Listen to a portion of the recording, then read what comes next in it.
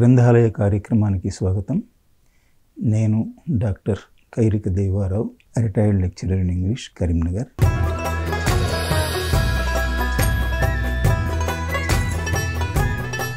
మనము నిన్నటి ఎపిసోడ్స్లో యమధర్మరాజు, పార్వతీదేవి, శివుడు, గణపతి, బేతాళుని సందేశాలను గురించి తెలుసుకున్నాం. ఈరోజు విక్రమాదిత్యుని సందేశాలను గురించి తెలుసుకుంటాం. మానవ జీవన ప్రయాణంలో ఆధ్యాత్మికాసక్తిని పెంచడానికి, వారిలో ఉన్న ఆధ్యాత్మిక శక్తిని చైతన్యవంతం చేయడానికి రూపొందించిన మహత్తర గ్రంథం మెసేజెస్ ఫ్రమ్ 40 మాస్టర్స్. పేరుకు తగ్గట్టుగానే ఈ గ్రంథం 40 మంది మహనీయుల అనుభవాలను క్రోడీకరించి రంగరించిన అద్భుత గ్రంథం. దీని ద్వారా ఆయా మహనీయుల ఆధ్యాత్మిక జీవన ప్రయాణాన్ని తేటతెల్లం చేయడంతో పాటు వారి ఆధ్యాత్మిక ప్రయాణం సహాయంతో మానవులలో ఆధ్యాత్మికాసక్తిని పెంచే ఉద్దేశంతో రూపొందించిన మహత్తర గ్రంథమిది. రచయిత్రి శ్రీ అరుణ కలం నుంచి జాలువారిన అద్భుత గ్రంథం. ఈ గ్రంథ రచనకు గాను రచయిత్రి 1993-95 సంవత్సరాల మధ్య కాలంలో 40 మంది ఆధ్యాత్మిక గురువులను ఎంచుకుని వారి సందేశాలను నిక్షిప్తం చేసే ప్రయత్నం చేశారు. ఈ గ్రంథ పఠనం ఇచ్చిన అనుభవాల ద్వారా ప్రతి మనిషిని ఓ కొత్త పరివర్తనలోకి తీసుకెళ్లే ప్రయత్నం చేశారు. అందువల్ల ఈ గ్రంథం మానవుని ఆత్మ ప్రయాణ మార్గంలో మార్గదర్శక శక్తిగా మారుతుందనడంలో ఎంతమాత్రం అతిశయోక్తి అనిపించదు. ఈ గ్రంథ పఠనం వల్ల ఓ మహత్తర ఆధ్యాత్మిక అనుభవం సొంతమవ్వడమే కాకుండా ఆధ్యాత్మిక అనుభూతిని కూడా సొంతం చేస్తుంది. ఈ అపురూప గ్రంథ విశేషాలను మన గ్రంథాలయంలో తెలుసుకుందాం. విక్రమాదిత్యుడు అనంటే మనకి కథల్లో బాగా బేతాళ విక్రమాదిత్య కథలు కానీ బాగా ప్రసిద్ధి చెందినవి. పిల్లల కానుంచి అందరికీ తెలుసు. ఇవి పిల్లల కథల పుస్తకాలుగా కూడా వచ్చినాయి. తర్వాత ఏంటంటే ఈ విక్రమాదిత్యుడు చారిత్రక విక్రమాదిత్యుడు, అంటే చరిత్రలో ఉన్న విక్రమాదిత్యుడు. తర్వాత ఇప్పుడు వీరి సందేశాన్ని బట్టి మనకు తెలిసేటువంటి కొన్ని వీరే చెప్తున్నారు, స్వయంగా వీరే చెప్తున్నారు వారి గురించి. కాబట్టి ఇది ప్రామాణికమైంది. చారిత్రకారులు కాలం గడిచిన కొద్దీ అనేక మార్పులు చేర్పులు వచ్చి మనకు ఏది ఇదమిద్దము, ఏది నిజము, ఏది అబద్ధం అనేది తెలియకుండా చాలా కలుషితం అయిపోయింది చరిత్ర. కాబట్టి ఇప్పుడు ఇది మనకు ఒక పెద్ద ఆధారం. ఎందుకంటే ఆ పాత్రనే ఆ విక్రమాదిత్యుని సోలే వచ్చి అమ్మగారికి, అరుణ గారికి కాంటాక్ట్ అయ్యి డైరెక్ట్ కమ్యూన్ అయింది. కాబట్టి ఇది చాలా ప్రామాణికమైనది. ఈ వీరిచ్చే సందేశాలన్నీ చరిత్రకు కొంత భిన్నమైన, చారిత్రకుల అభిప్రాయాలకు భిన్నమైన ఇవే ప్రామాణికమైనటువంటి విషయం అనేది మనం గుర్తుపెట్టుకోవాలి. మనం మన పిల్లలకు కానీ తర్వాత ఈ వచ్చే జనరేషన్స్కి అన్నింటికి ఇదే ప్రామాణికమైన చరిత్రగా రూపొందుతుంది. అందుకే వాళ్ళందరూ మాస్టర్స్ మళ్ళీ వాళ్ళ సందేశాలను ఈ కాలంలో ఇచ్చారు.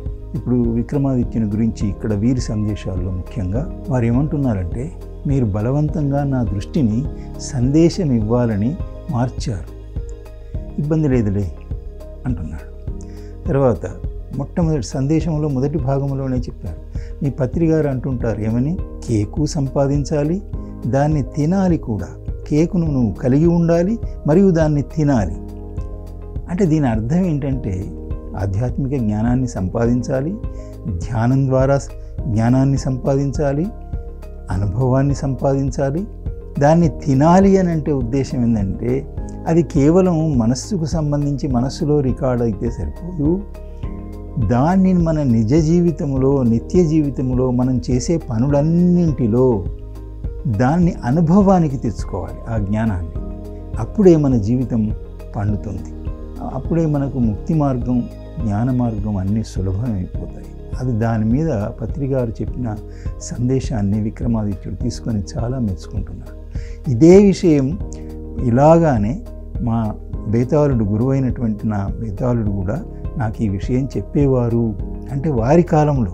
ఇక్కడ దీని అర్థం ఏంటంటే పంచుకుంటే, ఇప్పుడు మనం ఏదైనా మన ఆస్తిని కొంత పంచి ఇస్తే తరిగిపోతుంది, కానీ మన జ్ఞానాన్ని పంచితే పెరుగుతుంది. తర్వాత మన లోపల ఇంకా చైతన్య శక్తి కానీ జాగ్రత్త కానీ ఇవి బాగా పెరుగుతాయి.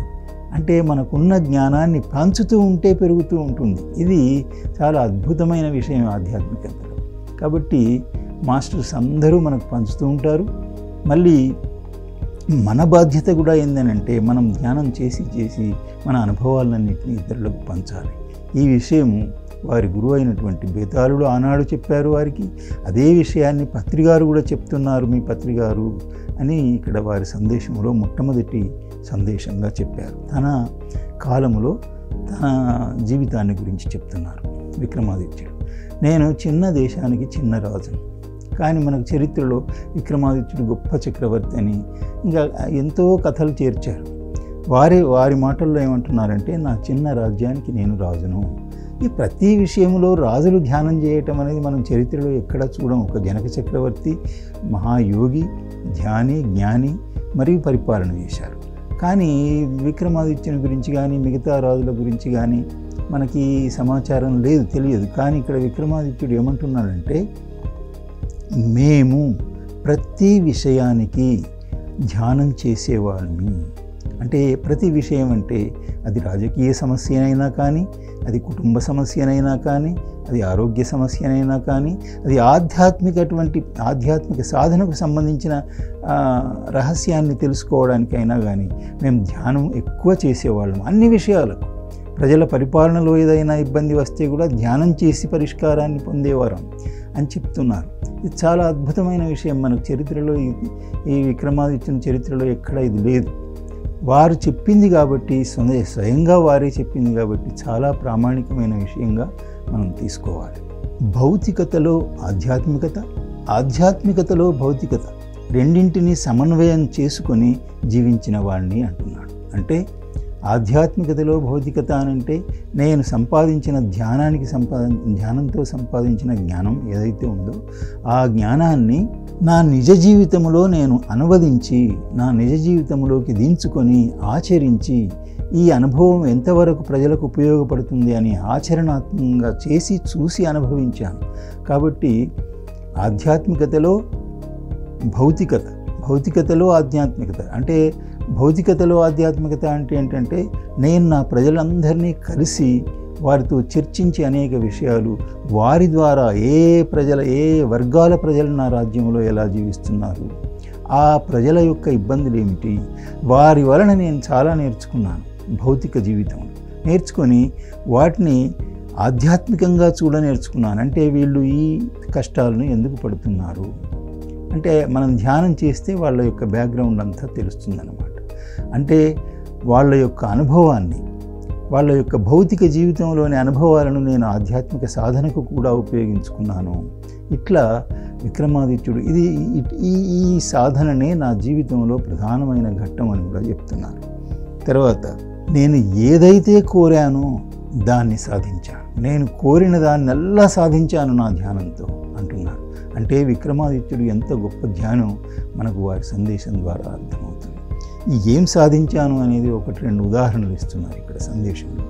నేను భౌతికంగా ఇతర లోకాలకు వెళ్ళి వచ్చేవాడిని అంటున్నాడు. ముఖ్యంగా ఒక ఉదాహరణ ఇచ్చారు. ఏంటంటే, నేను ఇంద్రలోకం వెళ్ళి వచ్చేవాడిని భౌతిక శరీరంతో. ఇది ఎంత అద్భుతం! మనకి అర్జునుడు కూడా ఒకసారి, దశరథుడు కూడా ఒకసారి ఇంద్రసభకు వెళ్ళి వచ్చినట్టుగా మనకి పురాణాల్లో ఉంది. అట్లానే ఇక్కడ విక్రమాదిత్యుడు చారిత్రక పురుషుడు, తర్వాత వాడు వాళ్ళకి, అయినా కూడా ఇతను అట్లాంటి అనుభవాన్ని ధ్యానం ద్వారా సంపాదించాడు. మొదలు ఇంద్రసభకు తన గురువు అయినటువంటి బేతాళుడు తీసుకెళ్ళాడు. అది తర్వాత తనే ధ్యానం బాగా పెంపొందించుకొని తను కూడా భౌతిక శరీరంతో గురువు సహాయం లేకుండా ఒక్క ఇంద్రసభకే కాదు చాలా లోకాలు ఆయన తిరిగాడు. అందులో ఇంద్రునితో అతనికి మైత్రి ఏర్పడుతుంది. ఇంద్రుడు నా కాలం గడిచిన కొద్దీ మంచి స్నేహితుడయ్యాడు అని చెప్తున్నాడు తన సందేశం. నాకు బాగా ఇష్టమైనటువంటి లోకం కూడా ఇంద్రలోకమే. నేను 3 పద్ధతుల ద్వారా ఇవన్నింటినీ ధ్యానం ద్వారా సాధించగలిగాను. ఆ 3 పద్ధతులు ఏంటంటే, నేను తపస్సు చేయడానికి అరణ్యాల్లోకి వెళ్ళలేదు, పర్వతాల్లోకి వెళ్ళలేదు. నేను నా రాజ్యంలో ఉంటూ రాజ్య పరిపాలన చేస్తూ వాళ్ళ సమస్యలన్నింటినీ తెలుసుకుంటూ వాళ్ళ సమస్యలన్నింటినీ పరిష్కరిస్తూ నా రాజ్య పరిపాలన చక్కగా నిర్వహిస్తూనే నేను ధ్యానాన్ని చేశాను. తర్వాత నా కుటుంబాన్ని కూడా వదలలేదు. నా రాజప్రాసాదాన్ని అంటే రాజభవనాన్ని కూడా వదిలి నేను బయటికి ఎక్కడికి తపస్సు కొరకు వెళ్ళలేదు. ఇవన్నింటితో నా కుటుంబము, నా పిల్లలు, నా భార్య, నా రాజభవనము ఏదీ విడవకుండా వాళ్ళందరిలో ఉంటూ ప్రజలందరి మధ్యలా జీవిస్తూ చక్కటి పరిపాలన అందిస్తూ ధ్యానాన్ని చేశాను. ఇది మొట్టమొదటి నా యొక్క విజయం. నేను ధ్యానాన్ని అలా సాధించాను అంటున్నాను. రెండవది, ధ్యానం ద్వారా నేను నా గురించే కాక సృష్టిలోని రహస్యాలన్నింటినో తెలుసుకున్నాను అంటున్నాను. మూడవది ఏంటంటే, నా స్వీయ ప్రగతి అంటే నా యొక్క ఎవల్యూషన్ ఎట్లా ఉంటుంది, నా యొక్క పరిణామ దశ ఎట్లా ఉంటుంది అనడానికి నా గురువుల ద్వారా నేను తెలుసుకున్నాను అంటున్నాడు. ఈ 3 పద్ధతుల ద్వారా నేను నా ఆధ్యాత్మిక సాధన చేసి పరిణతి పొందాను అంటున్నారు. తర్వాత, నాకు మీకు భేదమేమీ లేదంటున్నారు. అంటే ఆత్మపరంగా నిజానికి మనం అంతా ఒకటే, ఒకే స్థాయిలో ఉన్న వాళ్ళం. కానీ అజ్ఞానవశాత్తు మన మానసిక దౌర్బల్యాలను ఆధారం చేసుకుని దౌర్బల్యాలలో చిక్కి మనము అజ్ఞానవశాత్తు ఈ మాయలో పడి ఉన్నాము. అంతేగాని ఆత్మపరంగా మనమంతా చైతన్యవంతులమే అని వారు ఎంత ధైర్యం ఇస్తున్నారు చెప్పండి. స్నేహితులారా, మీరంతా నాలాంటి వారే, నాకు మీకు భేదమేమీ లేదు. ధ్యానం చేయండి, అదే నేను మీకు ఇచ్చే సందేశం. ఇంకొక చిన్న విషయం చెప్పారు, సెల్ఫ్ టాకింగ్తో మీరు మిమ్మల్ని తెలుసుకోవచ్చు. సెల్ఫ్ టాకింగ్ అంటే మిమ్మల్ని మీరు ఆత్మ పరిశీలన చేసుకుంటూ ఉండాలి. నేను ఇప్పుడు చేసే పని, ఇప్పుడు మాట్లాడిన మాట, నా ఆలోచన సరి అయినదేనా కాదా, ఇవన్నింటిని ఎప్పటికప్పుడు మన మనస్సులో, మన ఆత్మలో పరిశీలన చేసుకుంటూ ఉంటే మీకు చక్కటి ఆధ్యాత్మిక పురోగతి లభిస్తుంది. మీరు మిమ్మల్ని గురించి మీరు తెలుసుకునే అవకాశం ఏర్పడుతుంది. సెల్ఫ్ టాకింగ్ అనే ఒక విషయం చెప్పారు. ఇది ఈ రకంగా వారి విలువైనటువంటి సందేశాలని, వారి యొక్క ధైర్యాన్ని సాధకులకు అందిస్తూ వారి సందేశాలను ముగించారు. ఇంకొక మహాపురుషుని గురించి తెలుసుకుందాం, వారి సందేశాలు. వారి పేరు ఇంద్రుడు.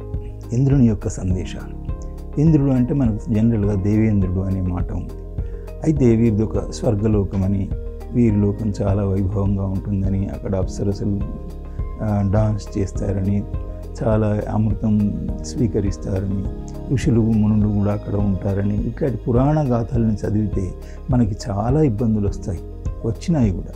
ఇంద్రుడు భోగలాలసుడని, తర్వాత ఇంద్రుడు వారి యొక్క అధికార దాహం బాగా ఉండి ఎవరైనా తపస్సు చేస్తుంటే వారి తపస్సును విఘ్నం చేయడానికి అప్సరసలను పంపి, వారు నా స్థానం ఎక్కడ ఆక్రమిస్తారో, నా ఇంద్ర పదవిని ఎక్కడ తీసుకుంటారో అని చెప్పి భయపడి వాళ్ళ తపస్సును భంగం చేయడానికి పంపించాడని పురాణ గాథలు ఎన్నో ఉన్నాయి. ఇప్పుడు అవన్నీ మనకు స్పష్టంగా, అవన్నీ మన కల్పనలని, పురాణ చరిత్రకారుల కల్పనలని వారి సందేశాల ద్వారానే తెలుస్తుంది. వారు ఏమంటున్నారంటే, నేను 10వ సంవత్సరంలోనే ధ్యాన దీక్షను తీసుకున్నాను. ఈ ఇంద్రుని జన్మలో నాకు 10వ ఏటనే ధ్యాన దీక్ష ఇవ్వబడింది. కానీ నేను అంతకు ముందు ఒక 4 జన్మల నుండి ధ్యానాన్ని సాధన చేస్తున్నాను. మరి ఈ 4 జన్మలు ఎంతకాలం అంటే 700 సంవత్సరాల కాలంలో, గత ఇంద్రుని జన్మ కంటే ముందు జన్మలో 700 సంవత్సరాల్లో 4 జన్మలు తీసుకొని ఆ 4 జన్మల్లో అఖండమైనటువంటి ధ్యానాన్ని సాధన చేస్తూ వచ్చాను. ఈ జన్మలో నేను ఇంద్రునిగా జన్మించి పరిణతి చెందాను.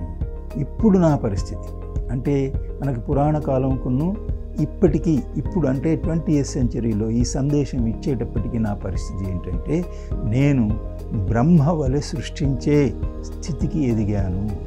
ఇంద్రుడు కూడా ఎంత ధైర్యాన్ని ఇస్తుందంటే మనకు సాధకులకు, స్నేహితులారా మీరంతా దేవతలే, నా వలె మీరు కూడా దేవుడు కావచ్చును అంటున్నాడు.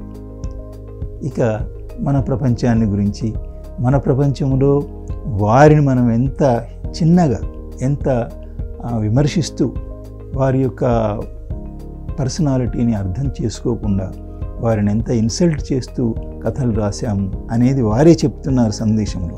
ఏమంటున్నారు? మీ సినిమాలు, నాటకాలు, వీటిల్లో నన్ను కేవలము ఒక అధికార దాహం కలిగిన వాడిగా చిత్రించారు, బలహీనునిగా చిత్రీకరించారు, అనేక కోరికలకు నిలయంగా చిత్రీకరించారు. కానీ అదంతా మీ అకల్పితమైన కథలే ఒక ముఖ్యమైన సందేశాన్ని ఇస్తున్నారు. అదేంటంటే నేనెలా ధ్యానంతో బ్రహ్మ సృష్టికర్త ఎట్లా అయితే ప్రపంచాలను సృష్టించగలడో ఆ స్థాయికి నేను ఇప్పుడు ఎదిగాను, మీరు కూడా ప్రపంచాన్ని సృష్టించే స్థాయికి ఎలా ఎదగగలరు అనేటువంటి ముఖ్యమైన అంశాన్ని ఇక్కడ చెప్తున్నారు.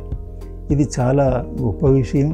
సాధకులకు ఎవరి ముక్తి ఎవరి మోక్షం వాళ్లకు సాధించడానికి మాత్రమే మనం ధ్యానం చేస్తుంటాం. కానీ ఇంద్రుడు ఏమంటున్నాడంటే ధ్యానంతో మీరు నావలే దిగి ప్రపంచాలను సృష్టించగలిగేటువంటి స్థితికి మీరు కూడా రాగలరు.